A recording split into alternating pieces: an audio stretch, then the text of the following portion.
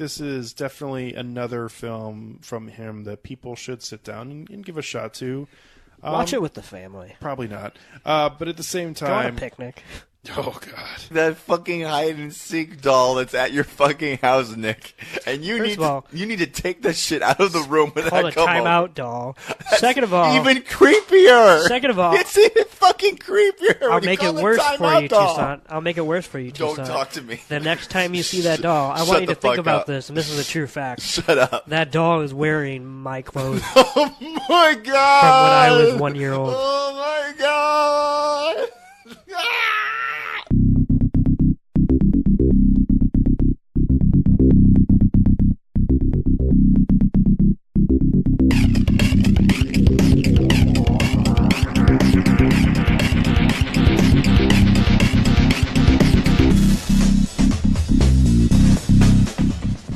Welcome into Film Tank, the weekly podcast that covers both new and classic cinema. On this episode of Film Tank, we discuss the new Lars Von Trier film, which is The House That Jack Built, starring Matt Dillon. If you would like to get in touch with Film Tank, you can always email us at filmtankshow@gmail.com. You can also find us on Facebook, Twitter, and Instagram at Film Tank Show.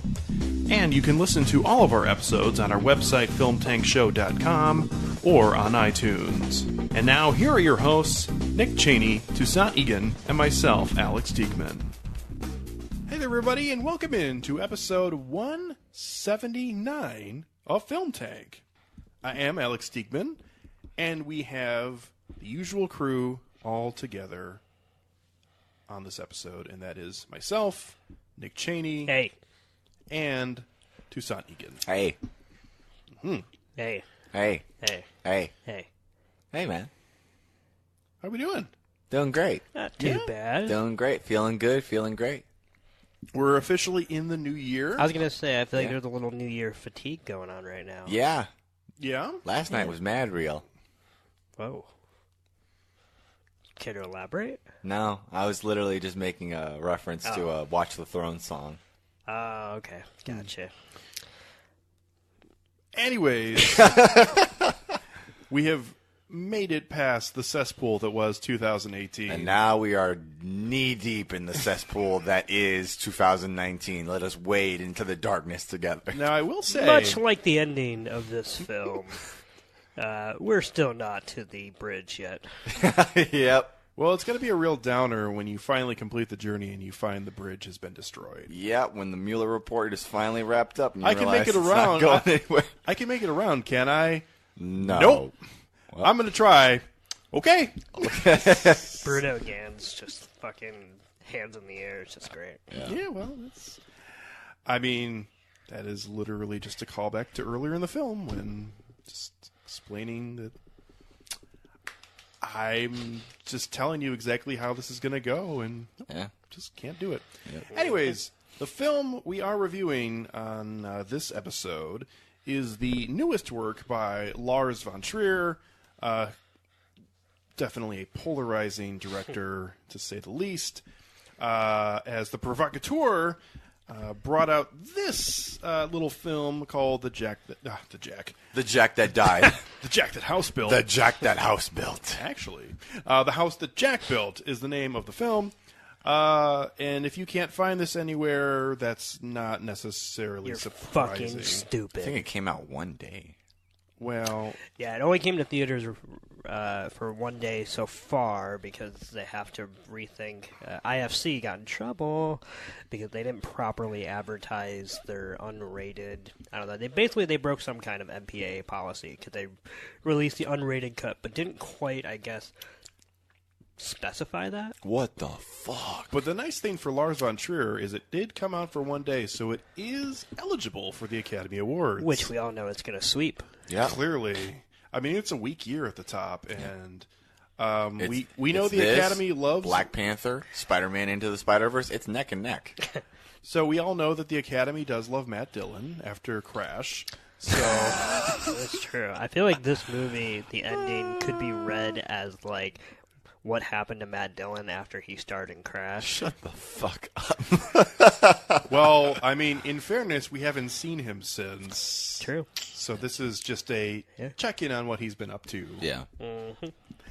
So the film, The House That Jack Built, centers around the story of a highly intelligent serial killer. Is he, though?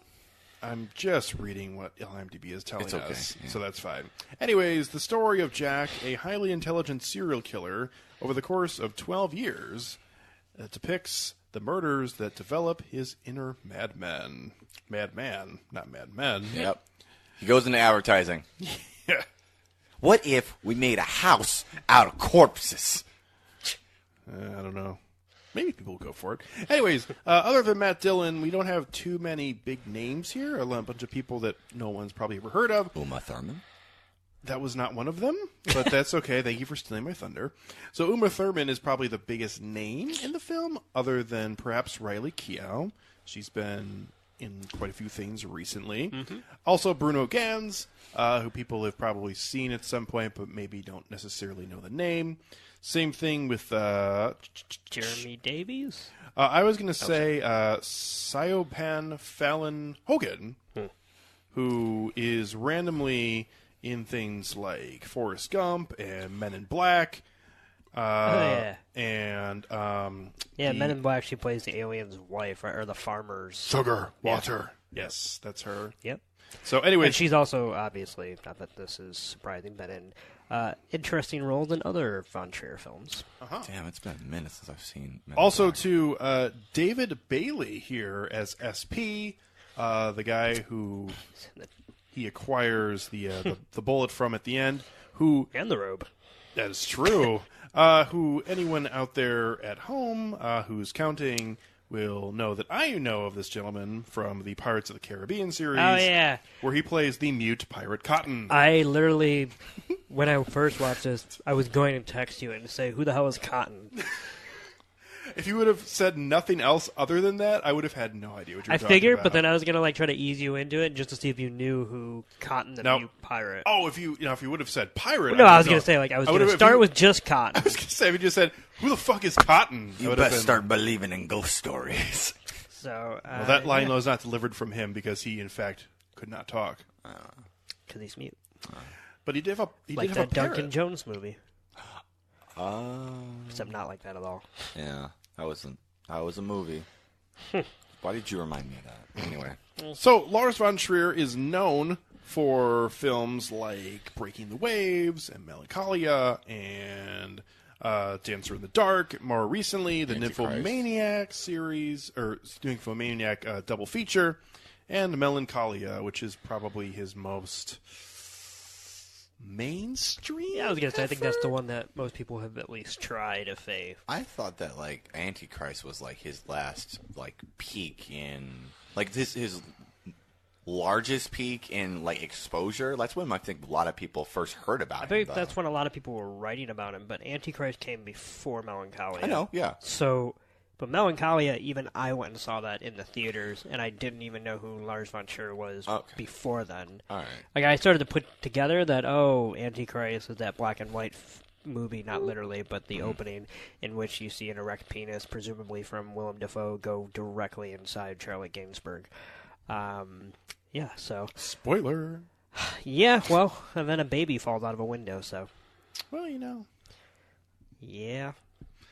I literally, funny story about that movie. Funny story about that movie. The only funny story about that movie. Oh my god. I've seen the movie in its entirety now, but the first time I ever watched that movie, which I wasn't really planning on, but I saw it on Netflix or something, but I'm like, I watched that entire opening prologue, and because that opening prologue disturbed me so much, I decided I was not going to watch that film for at least quite some time. Yeah. I just actually did not read the synopsis, so I hadn't watched a Von Trier film at that point. So yeah. I was just like, oh boy. That'll do that to you. Yeah. That's Antichrist. Anyway, now I've seen it, and it's actually my least favorite Von Trier film. Oh, okay. So it's kind of interesting. But anyway. Makes sense. Yeah. So, Nick, as frequently happens on this podcast, is the biggest fan of the director that we are talking about on this episode. And that being said, you are the one who was the real driving force behind us doing an episode on the house that Jack built. Yeah, Nick. So all that being You're said, welcome. I think you should lead us off. And since this is our first Von Trier film, talk about true. some parts about him as a filmmaker that make you like him so much, and also to what you thought about this particular film. Well, it's funny that you say that because you say that in front of a lot of times when we talk about a director's first film, not first film, but the first film on the podcast where, you'll as a good host, you'll say, talk about your overall feelings kind of. Sure. And for me, what's ironic about that in this context is, for me, those two things are inseparable because I think the house that Jack built is an interestingly... Culminative work. I was going to say sincere apology from Lars Von Trier, in my personal opinion. So he's obviously not a figure foreign to controversy. He famously... Yeah. Well, before I even say that, but his films alone are always divisive and provocative in some way, whether it excludes a lot of violence against women or just sexual dysfunction or violence in general. And always... he's always one to linger on certain shots. Like, it's not just the topics, but it's also the way he captures these subjects and whatnot. And amongst that, off camera, he's also has a reputation for being a bit of a tough cookie because he actresses mostly, not a lot of actors, or I should say female actors, but a lot of women who have worked with him have been very vocal about how he is a dick, and he's kind of done a Stanley Kubrick-esque method in his directing in which he will just shout the fuck out of him. Yeah, just get that pain to be realistic, I guess. Now, I will say, if you look at the history, and I think I'm only bringing this up because the house that Jack built kind of goes in this direction, but the people who have complained about him are from his 90s/early 2000s period, and then after that, which were famously Bjork, who regrets that she was ever in Dancer in the Dark, despite winning Best Actress at the Cannes Film Festival and not even being an actor. I mean, outside of that film, and Nicole Kidman in Dogville. Neither one of them had anything good to say about him.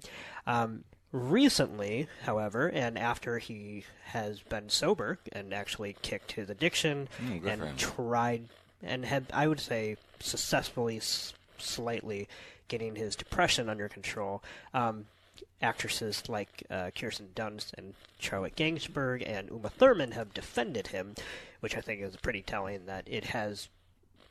it's an era thing as far as he probably has grown a little, but I completely believe that he was a horrible person back then. The fact that Uma Thurman has a higher opinion of Lars Von Trier than Quentin Tarantino, obviously there is a story behind that, but just looking at it on its face, it's just like, holy shit. Yeah. Because they were like... For the longest time, Tarantino and Thurman were just like simpatico, like until that fateful thing that happened during the production of Kill Bill. There's also you forgot about one other notable. Well, and that was the last thing I was going to mention because this movie, if not directly at least, pretty much subtly alludes to that moment where he famously, if you're talking about the Cannes press conference, where he made the comments about Hitler, about how basically saying he was misunderstood. And it was like a Q&A for his film. Like, there's no reason why Hitler was even brought up other than for him to just be... Yeah, I mean, it's a film I didn't care for, really. And I'm totally veering off of the Lars Von Trier train here for a second. Oh, okay. I was like, wait, where were we? Yeah, no, sorry about that. But the way, and I actually haven't watched it, but the way you just described it reminds me a lot of a film that myself and Toussaint just watched, which was called Vox Lux with Natalie Portman. Oh my god! Yeah. Anyways, where she is giving a press conference, and instead of giving the answer that she should have given, especially in a time of somewhat crisis, where really the only answer is just saying the bare minimum and just get through the moment and let it cool down. Instead, that reminds me of the film. You just described the film. Yeah, but she decides to veer, unfortunately for her, into this weird... antagonistic. Yeah, and... provocative, sort of. It's just confusing because why would someone do that? She's not in her right mind. And Which is... I'm assuming probably what somebody like Von Trier would say about that kind of incident. Not to mention Von Trier, and maybe even more so than the character that Natalie Portman plays, has always been painted as a villain who kind of says things to rile people up. So, besides the fact that I believe he was suffering from mental health issues, I also think that was just also him thinking he was making a joke-ish / half-truth, whatever he wants to call it. He was the abomination of Obama's nation, and that's a pretty bad way to start a conversation. So, Tucson, continue. Sorry. Nick, go ahead. No, and so that was... So please don't. The way that ties in, though, is that started a 6-year ban that he was imposed on him from the Cannes Film Festival, which he was allowed to return with this film. Which, not necessarily that it is surprising for the Cannes Film Festival, but he got a large group of walkouts and also received a standing ovation. That's every film. I understand that, but at the same time, even if it is every film, that is very much Lars Von Trier in a nutshell. I mean, absolutely. Fucking film festivals. Yeah. No, specifically that one. Yeah. Yeah, I was going to say, Cannes is literally, like, people boo every film, people stand up for every film, people walk out every film, so... what the fuck do they have to think that they're, like, so high and mighty when basically they've built their entire reputation for this fucking festival around being, like, highbrow hecklers? Yeah. Like, fuck those guys. I'm sorry. Continue. Yeah, we're not making a lot of progress here, so sorry. Yes, go ahead, Nick. So now we're here with The House That Jack Built, and I love this film. I actually think it's one of Von Trier's best, maybe not in his top 3, but this is what's fun about this movie, literally, is that none of his bitterness or just kind of superior intellectualism, musings on existentialism and whatnot are gone, but he seems less interested in making the audience suffer and more interested in trying to whittle down his own protagonist this time around, because usually it's the audience that are kind of going through the suffering and I'm not saying that there aren't brutal scenes in this movie or anything like that, or that someone obviously might not want to watch this movie at all because of the subject matter or whatnot, but this is kind of one of those things that seems like a culmination of a inside joke, maybe not even an inside joke, but for people who love Von Trier, this kind of feels like a confirmation of like what a lot of his fans have been saying all this time, which is that don't take him too seriously. He hates himself more than you hate him. And at the end of the day, he doesn't even really believe in some of the shit that he says and whatnot. And that's why we'll probably get into it. But this movie, to me, that's why I kind of called it a kind of sincere apology, because I genuinely do think he's in a different place. Since Nymphomaniac, he's been in an increasingly self-reflexive state. He's always made movies with metatextual elements, but since his previous film, literally the structure is the same. It's two characters having a conversation to oversee how one of the two characters got to that point. I was going to say got to that point, but indulges in their biggest vice and what that does to them or what that does to the people they know. Could, and this is me just putting my own 2 cents in there, but could very, very well mirror the conversation between a patient and a therapist. Oh, yeah. That's what I thought initially, and then I thought it was a serial killer who had abducted another serial killer. It really doesn't matter what the context is in the film. I guess I'm thinking a little bit deeper because than both that. of them are, like you just said, is patient-therapist, and ultimately it's also just Von Trier talking to himself. Like, he's kind of he's entering the Woody Allen phase of his career. Oh, boy. Where... Hopefully it's not... Yeah. Hopefully it's not that Woody Allen see. phase. Lars Von Trier entering into his own equivalent Woody Allen. I mean, you've already laid out his entire like rogues gallery of bullshit. Like where can this man go from here? And I'm terrified How for can that. you go lower? I'm terrified. No. Catabasis. Okay. Yeah. Fuck.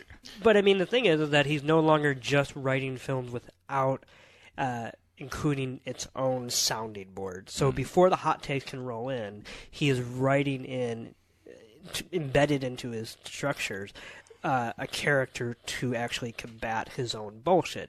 And I think that's because for the longest time, people have always, I would say, foolishly believed that Lars Von Trier is a misanthrope and nothing else, because I've always thought that there's been a weird undercurrent of hope in some of his film, not all.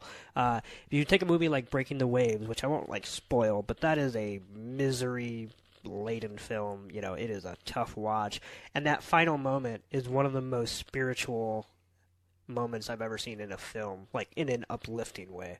Mm-hmm. And it's literally 1 second in the entire 2-hour, 40-minute movie, and yet that's also the note he ends on, you know. And so I've never bought into the idea that Lars Von Trier is a cynic for cynic's sake, but just that, breathing, that's what comes out of his mouth first, and, you know, it's just kind of secondhand to him. But now that he's, I think, from what we've heard, off drugs and off alcohol and treating himself a little better, he is starting to make atones for maybe some of the content that he has portrayed earlier in film, which I don't even know that he necessarily has to. I mean, for some of his movies, because something like Dogville is, you know, that was made apparently during the era in which he was at his worst, and yet I think that's like a masterpiece. So I'm part of the problem in the sense that you're enabling him yeah. for the appraisal of his art. Absolutely. No, I mean, and I think there's a film actually coming out with Elizabeth Moss that actually kind of tackles this, as she is not what we were talking about, but what I'm going to get on, which is she is a former musician. I don't know if she's a rock star. But, it's and Her Smell. Her Smell, it yeah. is. That's an Alex Ross Perry film. I love him. Yeah? Yeah. I'm interested in seeing it, mostly because of the content, not necessarily because of the director and Elizabeth Moss, even though I think she's a great actress. But at any rate, and this has been something that's kind of just been common thought throughout the history of rock and roll, of once the band, specifically the lead singer, goes off drugs, they're not fun anymore. It's that douchebag line of "no junk, no soul." I mean, I don't like it. I get it on some level, but even if people are trying not to, you can just look at the numbers, and people will not pay as much attention if people are not destroying themselves on the stage while they're watching. Yeah. So, So I'll obviously very quickly talk about the house that Jack built. I don't think you can talk about it, though, without talking about Von Trier himself, because I think personally this is him trying to say, as much as I tried to lift up, you know, what his works as just things to experience and not necessarily to read into, that's kind of like climbing a very high wall to sneak into heaven, and so but I think this movie is his funniest movie. I think Matt Dillon is putting on a fantastic performance. Are we sure that Matt Dillon's not a serial killer in real life, by the way? I don't think we can be after this movie. Yeah. He's so good in this. It's the structure is nothing new for Von Trier, but it certainly gets the job done. I would say most of the digressions work for me, but not every single one. But that's kind of par for the course for his recent self-reflexive philosophical musing, era.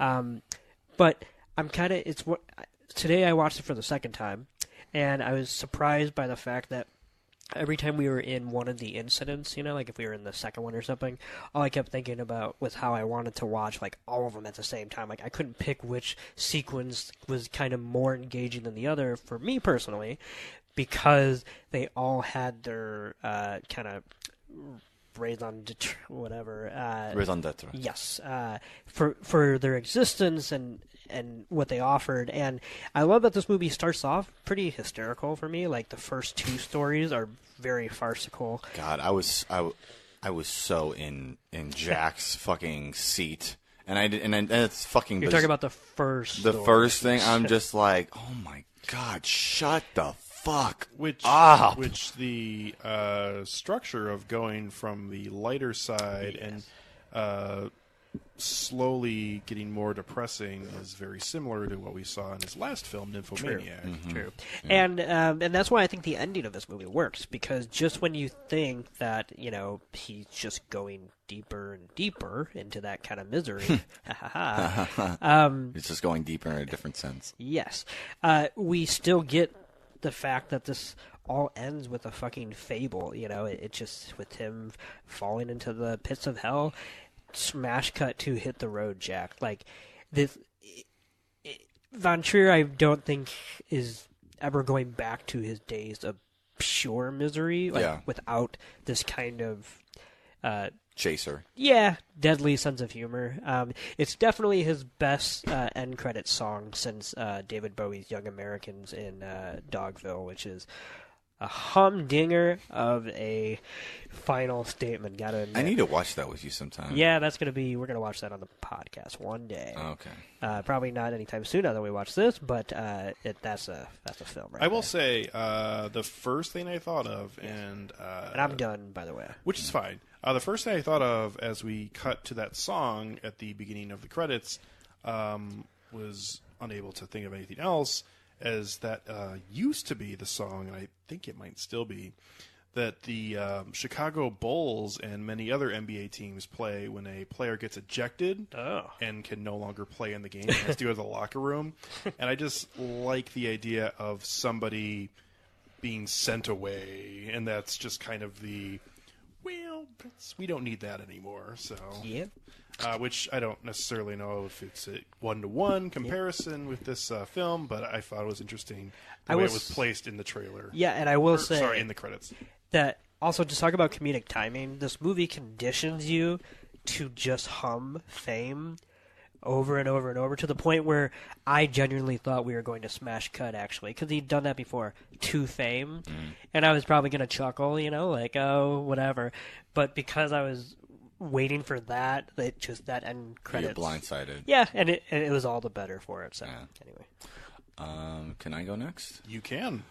So going off of something that Nick talked about, the assertion that Lars Von Trier is a misanthrope, I will admit that for a time I did sort of subscribe to that, because I just haven't seen a lot of his films. I've seen some of his notable films.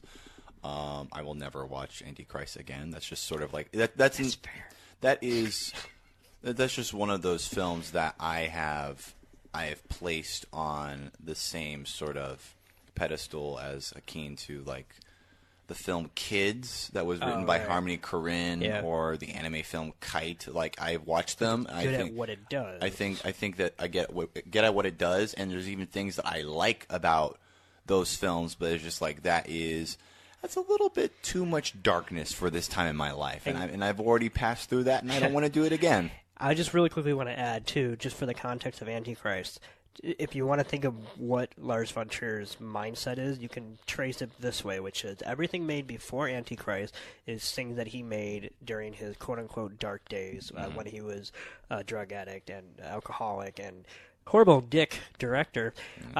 Antichrist is the sole film that he basically wrote while he was detoxing and actually trying to get over it. And then from Melancholia on, it's like he's trying to bleed all the poison out of him onto the actual fucking screen, and boy, is it there. Yeah, and Melancholia until even now are all the films that he's talking about, in my opinion, not his, well, in this film, yeah, but detoxing. Depression and whatnot from the distance that he now has. Yeah. So, anyway. Yeah, so the whole notion of him being sort of a misanthrope, there's a scene from Melancholia with Kirsten Dunst that I remember very notably, because it's like near the conclusion of it, and I think it's with her sister or something like that. She's talking to her, and she's like talking about faith and other stuff like that, and she was like, you know what I think?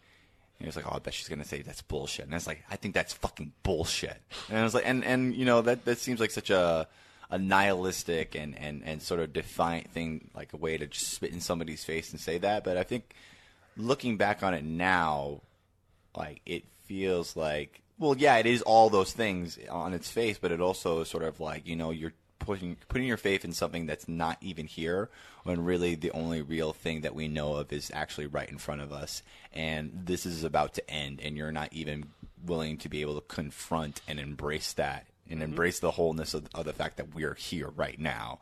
And I'm just like, yeah, that seems actually pretty affirmative in a humanistic sense. So it's like misanthropy that circles back to actually being sort of like ennobling through its sort of caustic sobriety. Yeah, I enjoy Nymphomaniac. I enjoy Nymphomaniac. As did I. Yeah, I watched that for the first time with Nick and Alex, and I watched the second part on my own. And I was like, that's a humdinger of a film right there. Yeah, the spoon scene in the beginning of the second part is always my favorite. Oh, I was talking about the counting scene. Oh, the spoon scene is awesome too. Yeah, just because the action of it is great. Yeah. But kind of the final note of her just walking away, and you hear them just The sound clanging on the design. ground. Right. Yeah. And there, right there, really quick, for him being, a provocateur, he also knows when not to show things. Yeah. Because that makes that scene hilarious. Yeah, it's a lot better for having not shown it. But with regards to the house that Jack built, it is. I'm sort of piggybacking off of what Nick said, where you're talking about how people go into a Lars Von Trier film with a certain disposition and certain expectations, given what they know about that director and what they know about his past work, and that they expect to. It almost feels like the cinematic equivalent of self-flagellation, that we just subject ourselves to this merciless, just humorless, just death march of scenes, and try to like make sense of it and find clarity or meaning in that experience. And sometimes, you are able to take something very affirming out of it. Like I mentioned with Melancholia. With this is him at his most farcical. This is him at his most winking, I think. And I didn't necessarily get what I wanted to get out of it. And what I thought I did get was, I have a history with films like this where, like, for horror films, I won't necessarily, like, get creeped out or anything. But when it comes to awkward sort of cinema verite films, I will convulse in my fucking seat. I will shriek. We know because that's what Melancholia was for me. Like when Robot from Rocky IV made you do that. That was different. That was humor. Hello, Polly. No, that was sexual arousal. But in Melancholia, when the mother gets up and starts like lambasting John Hurt as the father in front of the entire thing, like her that wedding toast. That was absolutely fucking horrifying to me, because I was like, oh my god, that could be me. I could be sitting there witnessing this, and it would be so fucking awkward. Or Uma Thurman's scene in Nymphomaniac. Yeah. With the whoring bed. Yeah, the whoring bed, yeah. But there was no sort of like equivalent for that for me. It was more of just like, if it did have moments like that, it felt like mid-tier cringe horror. Like I've experienced more powerful convulsions than this. I still think that it was the horror and the murder. I know this is gonna sound fucking crazy, but it almost feels entirely after the fact compared to the overall mood of this film. It's baffling to me, even just like thinking that, because it's so grotesque. But it just feels like it's there, but it's not the point. I will say what you're saying right now is kind of what I liked about it, because of the fact that I felt like this movie could have, in one scene in particular, it almost like apes, but could have went the Hannibal route. Yeah. Oh my god, I was thinking the same thing. But in fetishizing these kind of tableau, but I feel like what's kind of great about, like, for example, the way he lays out the picnic family in the tableau of the game trophies, he doesn't show it entirely. The house of, the house he that builds, he builds, yeah. as much as they are certainly shot with a kind of distinct purpose, they don't ever feel like I don't know. They don't turn the color filters up or. It's not like I don't get the same feeling from that as I do from watching an episode of Hannibal, where I'm just like, okay, I saw the last episode, I made it through that, it wasn't that bad, I can go through this. Oh my god, it's so much worse than the last episode. How did they get this shit on NBC? No, there was. That was literally my thought process watching that show. I love that show, but no, there was nothing like this in that case. Yeah, I think that Except for the child's face. Oh my god, that was different. You want to know how I got these scars? That was actually really fucking hilarious, and I feel really bad for laughing because it just became the centerpiece of that one scene, and then it just becomes like this motif, like in every other one. But good for Lars Von Trier. I will say this: he definitely comes through as a foreign director, as an American director who would not make this film. He would never. However, or she would never. Yeah. An American director would have gone out of their way to be like, look, there it is again, Yeah. where he's just like leisurely passing by. It's seriously like that fucking hide and seek doll that's at your fucking house, Nick. And you need to take that shit out of the room when Called I a come timeout home. doll. Second of all, Even creepier. Second of all, it's even fucking creepier. I'll when make you it call worse it for timeout you, doll. Tucson. I'll make it worse for you, Tucson. Don't talk to me. The next time you see that doll, I Shut want you the to think fuck about up. this, and this is a true fact. Shut up. That doll is wearing my clothes Oh my god. from when I was 1 year old. Oh my god. Ah! All right, I'm done with my opening thoughts. Alex, you go. Well done. Yeah. I actually do think that I kind of wish we had done this episode on a different day other than the day I first saw it. But I will say, nonetheless, I feel like I have a pretty good gauge on what my feelings are on this, and that's that I'm pretty down the middle on this film.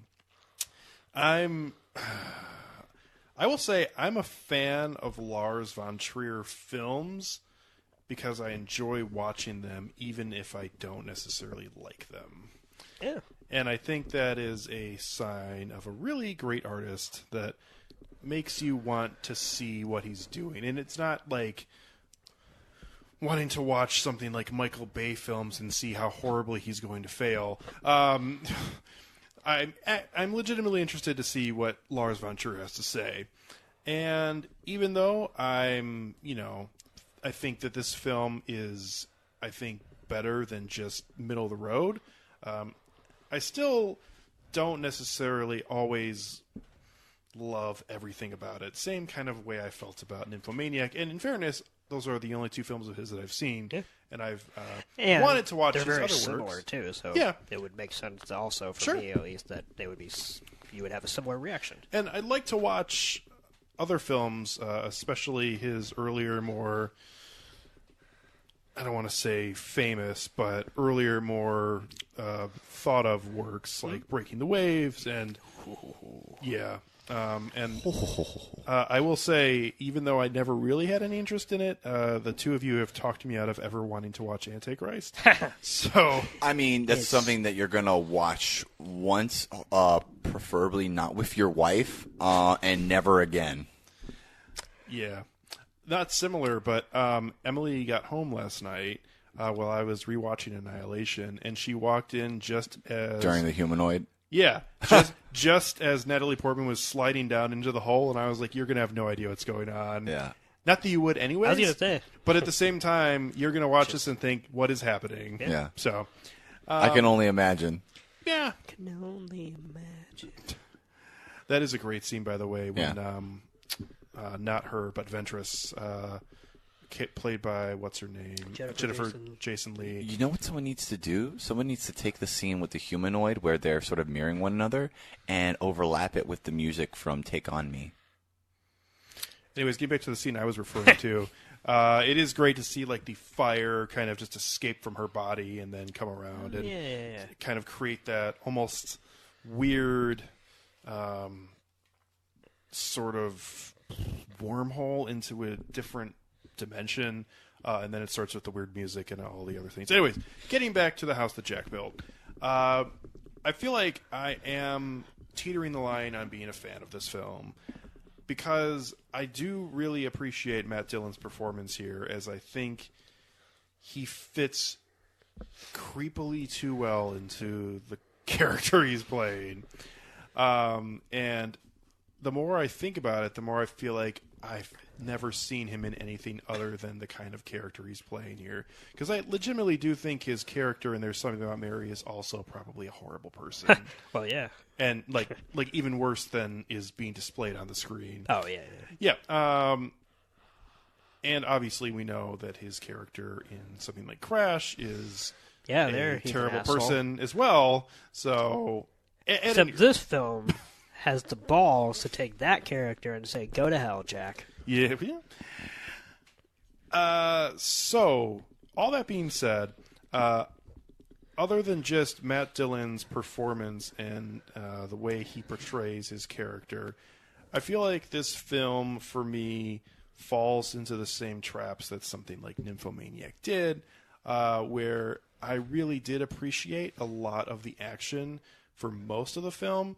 And then for me, Von Trier gets a little caught up in his own story in a way. Yeah, he's very much stuck in that mode as a filmmaker right now. And that's okay, but for my take on the film, it feels like this is just running circles around itself. Haha, 7 of them, in fact. And it feels like after we get about halfway through the film, like probably right around, like right after the third killing and right before the Riley Keough scene, until the very ending epilogue part of this film, it feels like this is just trapped in a sort of one-note mode that kind of forgets about actions that happened earlier in the film, even partially storylines. Like, I feel like he has an entire subplot regarding him wanting to photograph his victims, and that is almost abandoned after the third killing, which I thought was a little bit odd. And I feel like that's, for me, a little bit of a microcosm of this film, is that... Although it's the final shot. I'm sorry. Yeah, the oversaturated, inverse, yeah. So I think he drops things. For example, he drops fame after a few whatnot. I agree with you in the sense that I think you are right. I'll just say about the photo thing is that I think that was less of a subplot and more of just he paid lip service as to, his musings on to what he gets out of those negatives. Yeah. And then the ultimate payoff to that is that the final shot of this movie is hell, as seen through that negative, which is that basically he was right, and like maybe as a little kid he knew more than he let on, and yet that also means if he had that information, maybe he should have been a better person. Or anyway, I don't necessarily know if he didn't want to be a better person. I feel like the first scene is very telling about his character, as Uma Thurman just keeps egging him on for the most part. True. He doesn't he continuously trying. Tries to go away. Yes. And she keeps saying, "Please take me there. Please take me back. Please help me. Please go me." And then she does the ultimate thing, and this is important because actually this is why I think this scene is probably the best out of all of the killing scenes, although I did enjoy the second one too. But at the same time, Uma Thurman almost kind of questioning his masculinity towards being a murderer. Oh, you're much too much of a wimp. Like, are you, bitch? What are you doing? Yeah, I think that is probably the most telling line of the entire film for me. There's a morbidity to that. It's like also you were talking about the photos. Yeah. The whole name of Mr. Sophistication.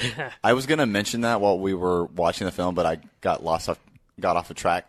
But that sounds like the fucking name of like a Killer's B-side or like a Panic at the Disco LP. Like, it's just a really corny ass like name. Absolutely, and that's why I also think once again Jack is a stand-in for Lars Von Trier at his most self-deprecating. Yeah. Which is that he would actually... I'm sophisticated. Yeah, he pays... Because that's literally a character who creates art, so to speak, paying lip service to his own intellect, which is what Lars Von Trier does in almost every movie. Yeah.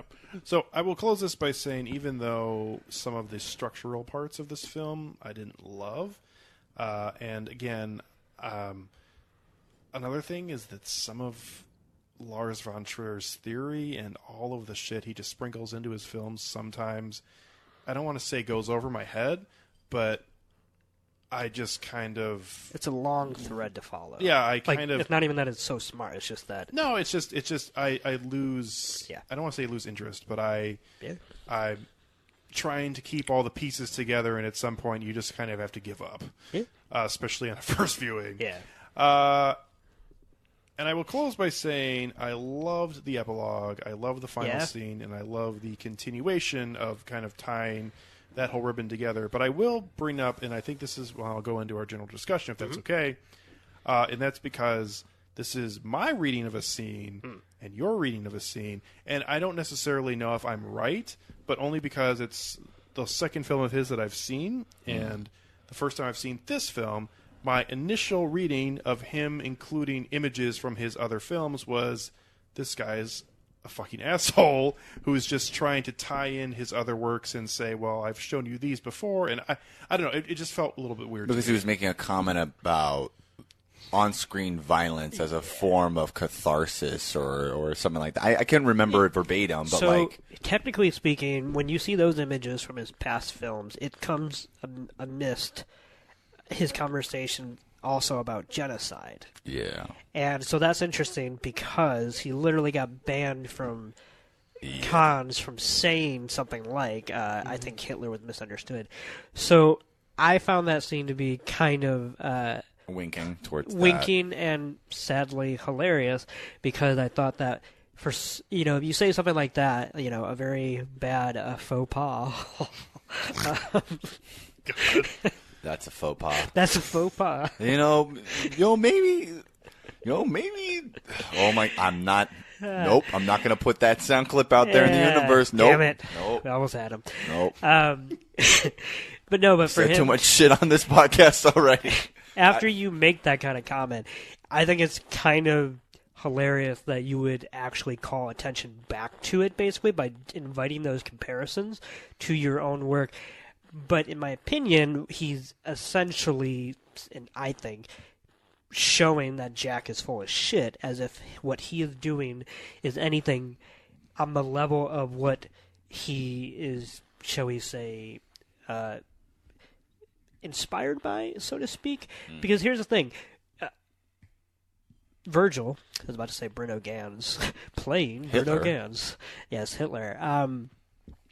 Which I also think actually he was probably at least partly casted because of that. Oh, yeah. As an inside joke.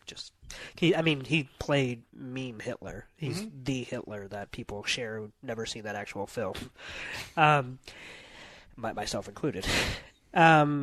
Virgil tells him that he's actually not supposed to, he's not, shall we say, assigned to that lowest of the low, and that he's actually a few levels back. He just wanted to show him. So I think that is kind of a callback to the idea that Jack thinks of himself as, like, if he's going to be this, serial killer and whatnot, that his art is in destruction makes him just as intellectual and just as evil or whatever as those who have come before him, which he's drawing that correlation, and yet no one else is. In fact, Virgil, in some of the funnier moments of this film, is when Virgil continually has to be like, "Oh, Jack," and then like Von Trier smash cuts to like another scene, which is genuinely like another simile for Lars Von Trier's own audience going, "Oh, Lars," like he's just Jack, you're so crass. Yeah, and so he's just baking everything into this movie. You literally, this is like a TV dinner. You open up the film, and you have everything. What kind of TV dinner a shitty pizza, which he only ate one Yes. of. Oh, that was good. I love for a man who has OCD, he just never once thought to like get rid of those. How does You see them like littered throughout the Yeah, dead like bodies. every so often he must have just got more and more mad and just kept like throwing them. That's another thing. We have a serial killer with OCD who has almost this like negligent, this let's talk about the compulsive negligence. second story. What? I was gonna say, let's talk about the second story. Yeah. If we could really quickly. Oh, sorry. You had kind of Yep. given a interesting reaction when I said I enjoyed the epilogue. Yes. So can you elaborate on your thoughts on that a little bit? Yeah. So for anyone who's seen it, obviously this is a spoiler, but not that we haven't spoiled it already. That's Film Tank. But this is laying it all out there. So throughout the film, Jack is talking to an unseen person, and he keeps calling him Verge throughout the film. About midway point, you do hear the character unseen still of Verge say his full name as Virgil and make a reference to his quote-unquote most famous work, the Aeneid. So, technically speaking, at that point, that is when you can first start to piece together that this is the poet Virgil. The Aeneid. Yeah, that's what I was... I didn't hear it. I thought you said the anus or something like that. No, I know. His most famous work. Yes, no, most famous. I but thought you were talking about some obscure Greek poem. Aeneid, Not the yeah. Aeneid. Yeah, I know he that asked is. him because Jack is talking about his own art, and he's like, "Well, people can." He goes, "What about yours?" He goes, "Well, my most famous work was taken from me and used as, and so I." Which is actually true in real life. He, disowned it and whatnot. He goes, so if you can do that, why can't I do this with destruction, whatever? So anyway, you get your first clue of what might happen by the end.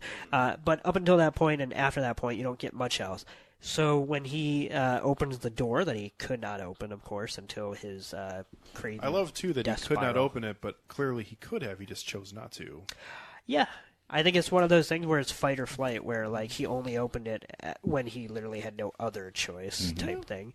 And so when he gets in there, he finally meets Virgil, and we are treated to the fact that the conversation they start there is what we've been hearing since the very beginning, and what we've been listening to is, of course, basically Jack's own version of Dante's Inferno, where Virgil, the poet, but even though he was a poet in real life, the character of Virgil, the poet, was in that story and led the protagonist through all 7 layers of hell. And so, the epilogue, we get to see Lars Von Trier's visualization of that as specific to Jack. I don't think he's trying to say that this is some Definitively. some kind of broad version of it, because we literally see the scene, especially with the scythe, the reapers and whatnot. What's going on there? I'm just thinking of the rigor mortis totem scene and how it was just revealed again. It's just, it just plays in my mind. It's just fucking grotesque and absolutely hilarious. It looks like the fucking what is it? The Azuzu a statue from The Exorcist with the raised hands. Oh boy. Yeah. Oh shit. I'm sorry. No. Continue. But for Elysian Fields, I liked that image just because it sort of embodied, one, because it was actually a field, but it harkened to his own like youth of finding tranquility and peace and like listening to these men just like work their scythes across a field and knowing that he can never really embrace or like enjoy that sort of peace that he sort of has denied himself that he had such a void for, and that he was trying to fill that void with this death spiral of anger and death, and realized it was just it has no substance whatsoever. No, that scene was sympathy for the devil. Yeah, in a nutshell. Yeah, I do like your description of that, but I also love and something that I find, and I guess I'm not disagreeing with either of your readings of this at all, because I don't necessarily have a true reading on the kind of final last hour of this film, to be totally honest with you. But my favorite comparison in this film, referencing itself, in my opinion, is the idea of the continuous sound that is being heard, and as you go deeper in, you're continuing to hear it, which harkens back to me his comparison of the icon of the sound of the as it's getting closer, the terror kind of is led in as they put this sort of it's not, but the it's fictitious because like we and it's true to life. You're like that is a sound that is almost made with those specific airplanes as they are getting closer, but really it is fabricated and not real. Yep. But that being said, I find it very interesting as the further he goes in, the more he hears this terrifying sound as it gets deeper toward, and it's primordial psychological warfare. Yeah. Well, and it's also, what we sometimes take for granted as quote unquote nature is, if we look deeper, is just choices. That plane is not some kind of accidental symbol of war. It is a man-made death machine that also wants to be known as that, which is Jack in a nutshell. I wouldn't say that I am a killer. Well, no. Wait, no. I would say that I that's not what I said. I wouldn't say that I treat him like Jerry. Particularly enjoyed this film. Like I enjoyed it, but I don't enjoy it as much as I've enjoyed some of his quote his other films. Really quickly. Yeah.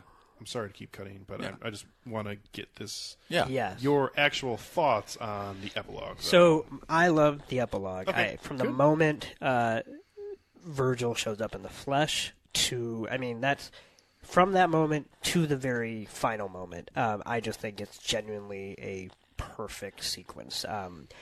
From the crystallization of Jack is not crazy. Because, that was kind of possibly an interpretation when you're watching the film and haven't gotten to the ending, because it is literally one of the biggest staples of the genre that he's hearing voices and he's talking to himself, possibly.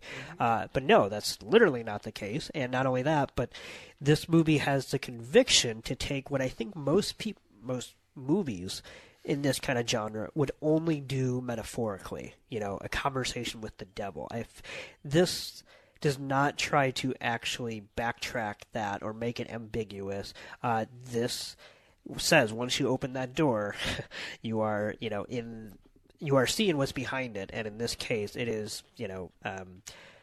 is going deeper into that well, literally. I mean, the epilogue itself is called catabasis, and that means... It is the oldest form of... I know what catabasis is because I read Gnomon, and that is actually a key idea, concept to that.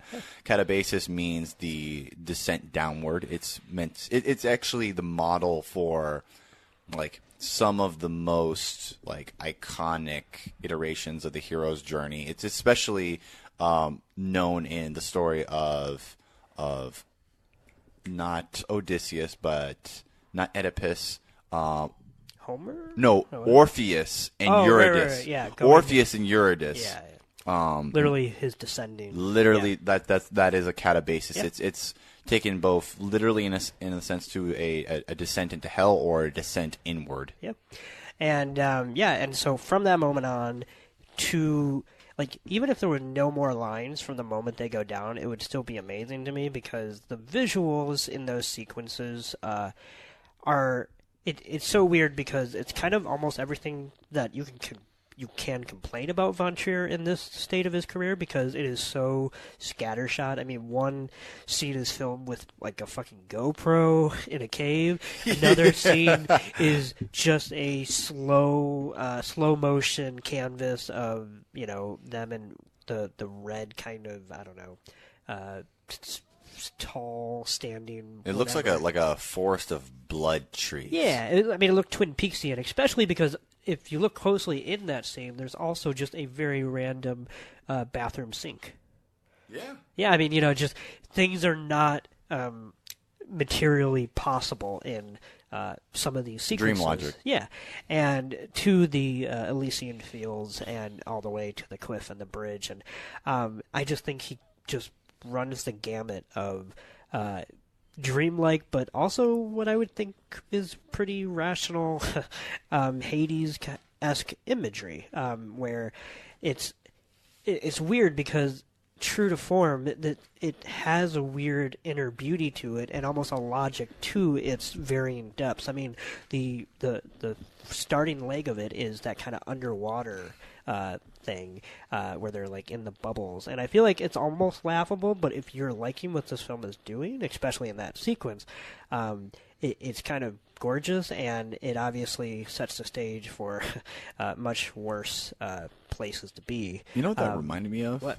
The music video for The Whale Song by Modest Mouse, which is the strangest reach I know, but it's just it looks like a fucking Modest Mouse music video.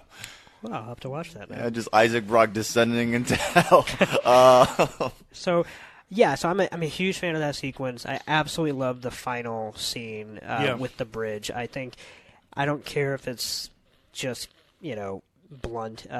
The fact that he ends his movie with him, Jack literally plummeting, trying to cheat against common wisdom being thrown at him by the person who knows literally, I would assume, everything about the location that he's only been in for, a short time, only to fall and succumb to the depths of hell. I mean, it's kind of funny. It's like people like Jack, or shall we just say evil people in general, think they can cheat death or cheat their way. I was going to say, think they can cheat death, but you don't even have to punish them. They will pretty much hang by their own noose if you just give them a way out, and that's what happens here. Strung up by your own petard. He does think he can cheat both God and the devil. Oh, yeah. And then that is... I mean, there was something... But I'm saying giving him that option, yeah. Or saying, by the way, you're not even going to be here. Like, you're not even as bad as this. Yeah. You're going to be up there, whatever. Right. Like, well... I think that totally was intentional. I think that is actually his ultimate punishment that was meant to be intended. But it's interesting that you said that, Virgil knows everything, presumably about this location, but it's like... He was like, yeah, there used to be a bridge there, but that was before my time. Which is ironic because in the story of the Divine Comedy, it's Dante being escorted to the depths of hell by Virgil as a psychopomp in order to chase after Beatrice or whatever stuff. He's just basically acting as cartographer for hell. And then from the depths of hell, sort of rising out of that and then climbing through the different echelons of the firmament of heaven, which is what that sort of scene is alluding to, is because that's where Dante went before, but it's been so long that apparently now even fucking Virgil doesn't even remember that shit, which is crazy. How about the view of basically heaven and him crying, which is, I think, the only time we see any sort of pure emotion from Jack. Jack. Because he has to fake it. In all those other scenes. Yeah. No, yeah. I'm a big fan of that scene. I can see why maybe some people might not be, because you're obviously following a person who's awful. But to not allow... That's true, but you've reached the point where now they're being told that you think you had this kind of... figured out. Well, not necessarily even that. I think he thought he had this almost divine power because things just always seem to work out for him, and now it's like, actually, you're just a piece of shit, and here's what you could have had if you were a good person, but instead, you're not allowed to go there. Well, that's why I said the phrase figured out, because I think Jack is the type of person who has always thought that because he has this kind of nihilistic brand of ideas about morality and whatnot, he's always assumed he was right. Yeah. And so for him to literally look out that window and basically experience something that he probably could have felt if he had actually been open to other ideals that were not his own, at least that's how I think it partly. If only you read the right letters. Yeah, that's what. But it also says that he believes that there has to be good and evil, and just because I'm good at being evil doesn't necessarily mean I shouldn't have to go to hell because I was born to be this, like the tiger. There has to be a tiger and a lamb. Yeah. Right. No, yeah, that's as true as well. It is, but it's also kind of bullshit, and It he is. just has bought into it. Yeah. So, we were going to talk about the second scene, which Yes. is probably my favorite of the film. Really? Only because of the conversation that takes place at the door. I thought you loved the hunting scene. Oh, I did that. We're going to get to that. Oh, yeah. There were two things about the hunting scene that I liked. I know. And it was just his delivery that made the one line specifically amazing. Yeah. But his off-the-cuff discussion with the female at the door where he tries to gain entry without actually breaking in, where we get the true Lars Von Trier thought on actually what people think when it comes Greed to... No, I don't even necessarily know if it's just greed. I think it's the idea of what people believe society is, and the like somebody just telling you, "Oh, I'm a police officer," you would, at like a child's level would think, "Oh, well, that's all well and good," but then somebody saying, "Well, no, I'm lying to you. I'm not a police officer," which, first of all, is like the biggest red flag you could ever throw out. But I have no proof, but I can make you money. Come on in. Yeah. That whole scene, and also just the deliveries from Matt Dillon were just incredible. Especially the I can't remember the name of Glenn. I think it is. Hi, He goes, Glenn. Hi, Glenn. Yeah. I don't know. You know Glenn? Oh, yeah. Oh, yeah. Well, where do you know of one anyway? Yeah, no, and his Matt Damon in The Informant clap. That is an informant performance right there. Yeah. When she asks, or still won't let him in after he's explained why he doesn't have his badge and whatnot. No, I'm a huge fan of that. It's being cleaned. Yes, being polished because he got a promotion. Oh, really? Well, what's your That's rank now? classified. Yeah, that's we can't. Well, okay. So are you gonna let me know? Oh man! But after that too, I also love the fact that that's where his OCD truly gets introduced, because he's now killed someone not on his own turf. Because technically, he kills Uma Thurman in his van, so I think it was probably less because that's his and he can control that much better. So after he kills her in a very botched job because he thought he had killed her all in one go, but kind of has to do it 2 more times before it actually takes. And after he takes the body, he puts it back in his van, the kind of 7 to 10 minute sequence in which he just keeps imagining that there might be blood pellets in literally irrational places, like where blood could not possibly have gotten, under the stool. Yeah, under the stool, behind a picture on a wall, and that kind of and so that almost becomes a downfall, which is another kind of running gag in this movie that I love, which how many cops he comes across and who just lets him walk away because of how fucking weird Forget he that. is. He's even telling them what happened for the most part. By the fourth incident. I think she might be gone. I think she might have left. Well, maybe because she just doesn't like you. Well, that might be true. I think she might be gone. Also, too, I think she might have been murdered right here. You might want to check it. Besides the red hats in the following story, This better be impeccable. I think that is the closest thing we got slightly to a "Make America Great Again" message. Because if people remember the press circuit for this film, when it was just in its early stages, when he was just writing it, he randomly said that it's the script is inspired by Donald Trump, and clearly that was just bullshit provocation in the sense that he just made his own movie. Oh, Jack. However, I do think literally the scenes in which he tells cops what he's done, and then they're like, no, you just whatever, that is pretty much, I would say, the situation that conservatives have found themselves in as far as, well, he said, but yeah, and now we're mad that he, did the exact same thing that he said. You know what this is? This is hell. You're going through hell right now. Yeah. We should make him a Supreme Court justice. Oh, there we go. So, I love that. And that's of course, that ends with the wonderful Fame introduction. Well, I mean, and that is probably the introduction, and I think actually probably the loudest moment of divine intervention. Yes. As you have the rain coming down to save him from the actually kind of comical trail of blood that goes from the house, literally leading the police back to his lair. Yep. Yeah, no, all that scene was missing was Hilary Duff singing, "Let the rain fall down and wash my sins." Oh, anyway. Yeah. So the third story, huh? So first of all, that is I don't think you could have laid it on any thicker than the bright red hats. Yeah. That he's forcing all of the other people to wear at the same time. But the line of the film for me, which I had like a Toussaint belly laugh. Oh yeah, because it was just the way that he said it, where he said, "Well, I could just kill the leading person and leave the other two to fend for themselves, but I'm a gentleman." That is, yeah. There's just something to me about that, thinking that he's doing them a favor, and it's so fucked up. Yeah.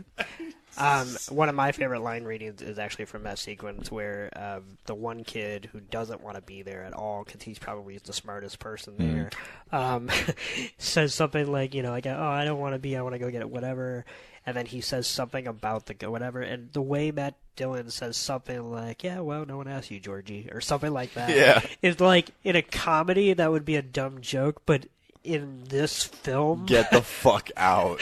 with a serial killer, unbeknownst to them, it's just very, very rich. And can I just say, I also giggle every time because, no offense, but this is how I feel about Republicans that are so fucking married to their guns. And I'm not even one who's against banning or for banning, but I'm sorry, but the reaction shots of the mother every time it cuts, not even cuts, it always drapes to her when he's showing the other one how to shoot the gun, and he's just being such a gentleman, but he's being such a careful and meticulous person, and he's bestowing his wisdom upon him and she's just smiling like she's found such a great guy. And you know what? Guess what's on the other side of that coin? Yeah. So that. Oh my God. Another part of that scene that I found interesting, and this is coming from someone who's not seen a lot of Von Trier's earlier films, but I do know that there's a very specific scene regarding a baby in Antichrist. And I feel like even though we have a character who's murdering children, it's actually done kind of tastefully in this film.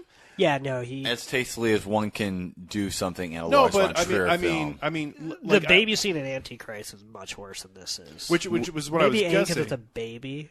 Yeah, but also, but what's the hierarchy of fucked up baby scenes? It's that, and it's the opening scene from The Witch.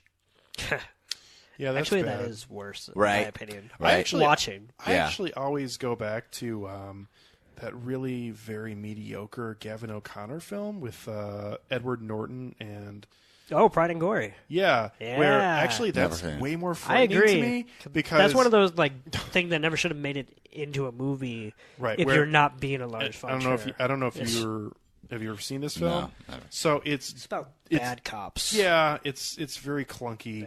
But this particular scene is so out of left field, and it's just a crazed cop who's trying to get information out of a ultimately innocent family. Oh no. And he grabs a baby, puts it on a ironing board, and sticks an iron straight into its face. Oh my God. Now he doesn't actually burn the baby. Oh my God. At the same time, I feel like this is actually worse. Yeah, I agree. Just because A, it's out of place, and B, it is all that movie was trying to do was show you that he was not a good cop, and there were a million ways you could have did it without leaving a sour taste in the audience's mouth. My Whereas God. Fortunately, it's a double standard, because if Von Trier had a film where someone put an iron to a baby, I'd be like, I ought. You crazy for this one, Lars? You crazy for this one?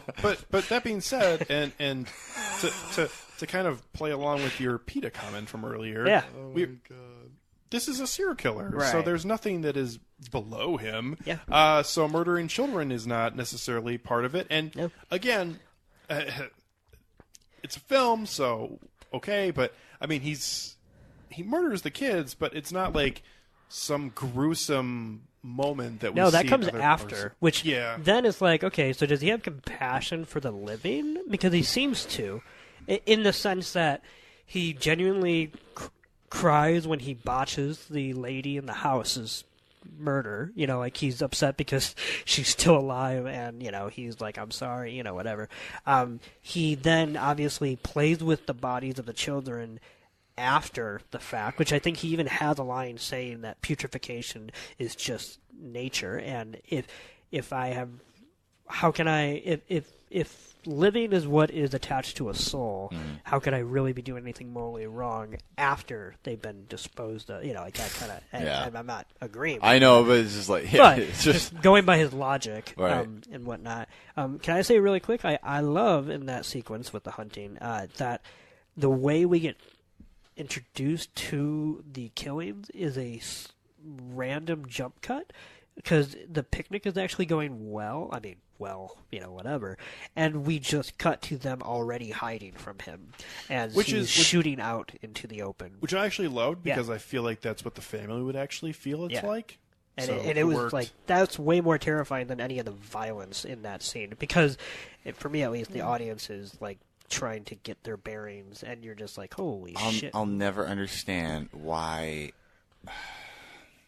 during the third encounter, why they didn't just take their fucking hats off.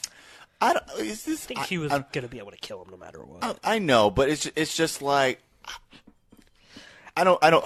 God damn it! I think it just makes it that much, unfortunately, funnier. I'm trying to say this and be polite, but I'm just like, I just look at that. I'm just like, think it was white people. I think it was purposely done. Why don't certain people take their red hats off? They will Even go. though it literally makes them a target. Yeah. No, I mean, like, seriously, like, they walk in the gym with their MAGA hat, and then they're like, why are you accosting me? No, but they will literally. I'm right. They will literally still believe in this all bullshit. right. They will literally still believe in this bullshit. Yeah. Even after it turns on them. Yeah.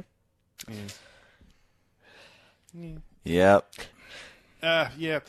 Well, yeah. Yeah, that's kind of fucked up. Yeah.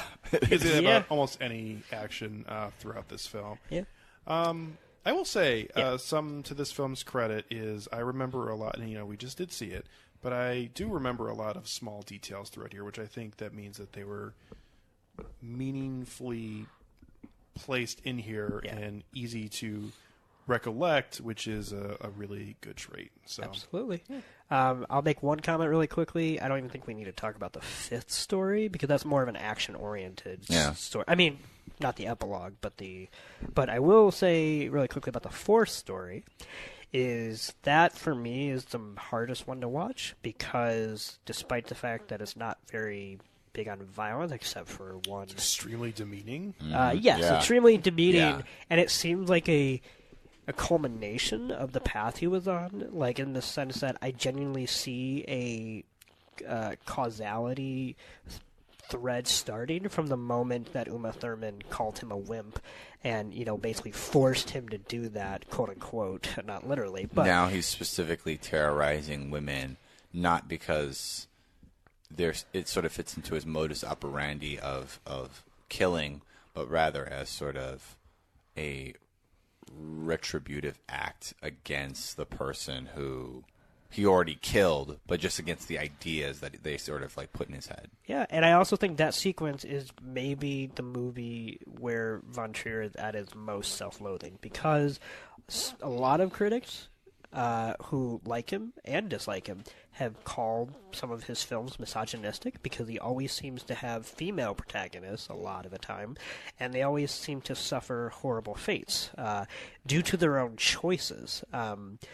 And I've always called bullshit on that, because I feel like, so are you saying that it has to be a male that is going through these kind of self-destructive? Because if anything, can't women play those characters too? Because that seems to be the only thing that they would change. Like, no one's really saying if he makes a movie like about Jack, for example, or that that portrays men in a negative light because it's an MRA or something like. So I've always thought that the misogyny is kind of beside the point, because I think that misogyny that exists in a film does not automatically mean that misogyny is built into its message.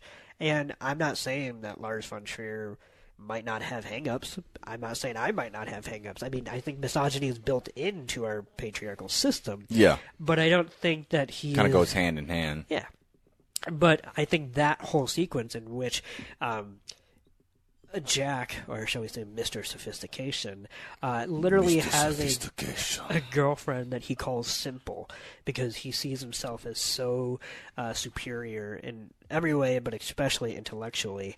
To be fair, or to be frank, let me be frank. Yeah, let me be Jack. To be frank, I see Von Trier as someone who probably has been in that period in his life. At one point, like when he was younger, I feel like we've all gone through at least a micro period of that. Oh yeah, I did. Okay, I did. You know, yeah. And I'm I not grew saying the fuck out of that. Yeah, and I'm not saying that it's as maybe blunt or as laced with misogyny or that hardcore. But I think like that's every man in America, and the whole point is you grow up, Hopefully. And I think that was kind of Von Trier admitting that like he was probably at least a fraction of that at a later age than he should have been, because I do think some of his, Nymphomaniac, that's a movie in which Jo is repeatedly telling her, shall we say, listener, played by Stellan Skarsgård, stories about her tales of sexual debauchery. And yet he ends up getting from that she's there for him. Well, and I was going to say, even besides the ending, that he continually interrupts her to somehow kind of elevate the discourse, despite the fact that he's a fucking virgin. Mm. I'm just saying, like, that's her through line and from her stories, and yet he always has something to say about, this instance and this, and it's like, you know what, maybe you don't know everything just because you have a penis. What? Yeah. My son works?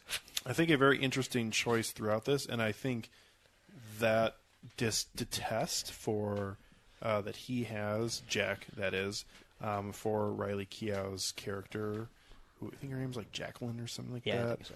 But he continuously calls her Simple, is that he's not a good enough serial killer to go after actual people. Oh, right. That he thinks he detests these people, but at the same time, he's never been able to level up to people who he would consider more of a challenge. He's just kind of stuck around with these people that, A, seem like they have no other connections to anybody, and also, too, that he believes he's superior to. Yeah. But at the same time... And all female. Until the end. Although he claims it's random what we're seeing. Well, and that's the conversation that I think kind of ties into what I was saying, as far as that he, that is basically a critic saying, why do you choose these quote-unquote stupid women, which is something that you could say to Lars von Trier, the scriptwriter. Why are you writing stories with females in them? If you're trying to write quote-unquote empowering stories, or if you're trying to put females at the forefront of dramatic cinema in, even if they're in harsh, worlds and whatnot, why do you write them with such a proclivity to be so self-destructive and so self-loathing? I don't think Lars von Trier knows any other human way to be, female or male. Right. So, but I think that was Virgil basically standing in for that long, decades-long conversation that a lot of critics have been having with von Trier. So, yeah. Ready to go to ratings? Yes. Okay, I will go first. I will give this a 3 out of 5, as I did enjoy this film, and I, for the most part, have enjoyed my time with old Larry here. He's a good bud. Yeah. Just wait till you get to his depressing films. And I'm not joking. I know. I know you're not, which is depressing in and of itself. Yeah. After you see something like this, and you're like, boy, this is a spiritual uplifter. It's like, oh, no. Wow. This is a laugh riot. Charles from Fox News. Oh, my Jesus. Oh, my Geraldo Rivera from Fox News. Oh God! Could you imagine the epilogue is the exact same, but it's just Geraldo Rivera, and at the very last, by the bridge, is Al Capone's vault. Oh my God! Yes. It's like you can finally get to Al Capone's vault. All you got to do is just climb along this fucking wall. Honestly, we're joking, but that's kind of actually the payoff to the door of the freezer. Yeah. I feel like for Lars Von Trier, you think there's going to be something in there. And obviously there is, but it's still a barren wasteland. Anyway. Yeah.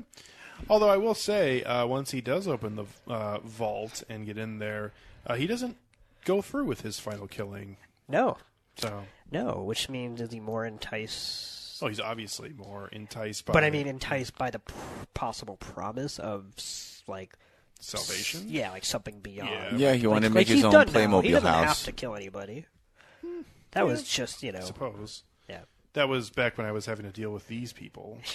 I thought that overall, one of Von Trier's strengths as a filmmaker always, also for me, leads to his downfall, which I think is a pretty good telling of him as a filmmaker, is that he creates these stories that also involve and interweave different theories and different types of history and different things to educate the audience, while at the same time becoming a little bit grandstanding, I think. And I think that's why some of parts of his films have like utter brilliance, and some parts are just, whether they be good or bad, they're just difficult to wrestle with, which I think is a perfect encapsulation of him probably as a filmmaker, is that he is an imperfect person and a imperfect filmmaker with plenty of faults, but at the same time he's going to make exactly what he wants to make. And yeah, I think even though I don't necessarily want to ever watch Antichrist, although maybe I will, his films are something that I would want to always watch, even if I don't necessarily love them. Yeah. If that makes sense. And what you're saying really quick about him being imperfect and whatnot, which is absolutely true, obviously, is like, I think he also put that in this movie. I mean, Sure. That's all I can think about whenever I see Jack smash down another house, which is like, what a pointless endeavor because I'm trying to aspire to something else. This is not my beautiful house. Well, the fact is that also, too, he could never be that person because he's not really an architect. Yeah. He thinks he should have been, but really he's just an engineer. Yeah. So, that being said, I think this is definitely another film from him that people should sit down and give a shot to. Watch it with the family. Probably not. But at the same time... Go on a picnic. Oh, God. I thought it was still pretty good. So 3 out of 5 from me for The House That Jack Built. Toussaint. Yeah, I'm going to give this 3 out of 5. It's more of a marginal 3 out of 5, but I'm still going to stick with it just because I think that this is marginal downgrading or upgrading? upgrading? No, I mean like upgrading because like it kind of for me sort of hovers around the 2.7 sort of range. I'm just going to sort of round it up. So it's an upgrade. He said 3. It's a 2.7. Because the final rating you're saying is right. It's a 3. Yeah, I'm just rounding it up to clever. I'm rounding it up to a 3 because I think that this is I think it's a well-made film if a formalistically kind of straightforward and as a result boring film compared to like what he's done in the past. Again, I think that this is mid-tier, like cringe horror. I think that as grotesque and gratuitous as the violence and the murder is, it feels totally after the fact. And I know that that could be to the film's credit, but for me, it just feels kind of, I don't know where that sits with me right now. I love the last 20 minutes with the catabasis. I think that's fucking awesome. You made a comment during watching it that you would watch an entire film of that. Yeah, I would. I would too. I would watch an entire. Like by Von. I would watch an entire film of that by Lars Von Trier, just going into the weirdest, most existential, like fantastical kind of environments possible. Like I'd like to see that from him, even though I know that he's just not that kind of director. It's just like seeing that in this case, I'm just like, dude, he could fucking do this shit if he wanted to. The other thing you could really do with it is if you as the audience had no knowledge of necessarily why this person is here. Right. And you just kind of had to put the pieces together in your own mind and make up your own. I think that would be cool. I thought that would have been... I would have definitely given that more than a 3 out of 5. And in my opinion, I would totally fuck with that. Well, he's always taking cues from himself, so technically this might be a dry run for something. We'll see. I mean, I'd love to entertain that idea if he ever decides to run with that. But expand upon that universe. Yeah, not the universe anyway. Yeah. But in this case, I thought Dylan was great. He is a great leading actor in this role. I liked Uma Thurman. I liked all the supplementary performances in this. Just the comic absurdity of this motherfucker. Just it's so fascinating to me to have all of these elements of fate seem to work in his favor, seemingly, only for him to ultimately be brought down so low as to destroy himself in hell. There's something just so fucking arrogant. Yeah, arrogant I was gonna say. and almost cathartic in saying that. I was like, well, you just those motherfuckers who just seems to glide through on life, and they just seem to no matter what happens, shit just does not stick to them. Thanks. Just the thought that eventually we don't know anybody like that right now.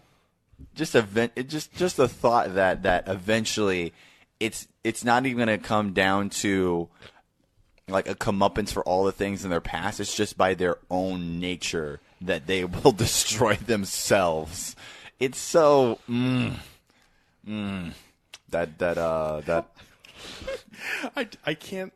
I'm sorry, Tucson. I hate to interrupt you, but I can't not think of Jim Carrey and Batman Forever. You just did that, and you're like, it's so you, but yet so you. Yeah, it's so you. That's pretty good. Yeah, but this gets a 3 out of 5 from me. Nicholas. Hello. It's you. Oh boy.